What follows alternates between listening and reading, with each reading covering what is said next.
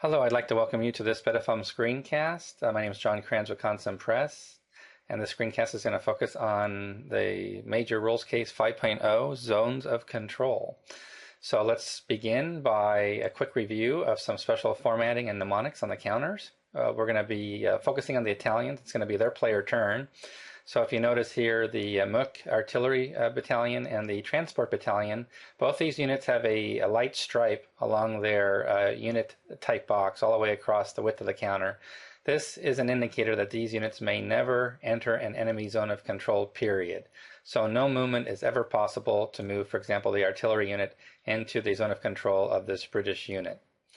One thing I also want to mention in terms of which units have a zone of control, that applies to all units in the game with one exception. Transport units, which we see here, Italian transports do not possess a zone of control. Those are the only units in the game other than game markers that have no zone of control whatsoever. So let's again take a look at what possible moves can happen here using zones of control engagement. So again, we have I have a tank unit here that I'm going to advance and engage the British Infantry Company. This is a permissible move, but notice once you enter an enemy zone of control, your movement must cease. You can move no longer that turn. So this would be an eligible move, or I could, for example, decide to come down in this direction and end my movement in the zone of control of both units. Again, as I mentioned, artillery and transports can't enter an enemy zone of control at all, so that movement isn't possible. Now let's try something different in terms of movement. Let's talk about infiltration movement. You'll notice here that the Italian infantry battalion here has an underline value of 8. The underline indicates the unit can conduct infiltration movement. I could conduct infiltration movement basically going from one zone of control immediately into another if I move from this hex to this hex, going from an infantry zone of control to another infantry zone of control. That's an example of infiltration movement. One thing I cannot do, however, and this is an important rule to keep in mind again in the game, all personnel type units, infantry being one, are not allowed to enter an enemy armor zone of control unless they are either moving with a friendly armor unit or a friendly armor unit already exists in that hex. So let me give a quick example of what that might look like. So I'm going to make a quick adjustment here. Let's assume we want to advance this infantry unit into this hex 2323.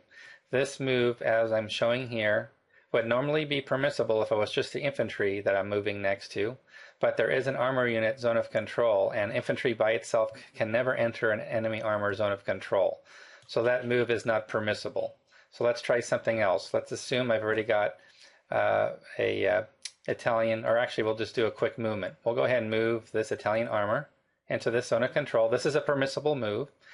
Now we can move this infantry unit into this hex because we have armor, we have a friendly armor unit that's providing cover for the infantry unit to enter adjacent to the armor enemy zone of control.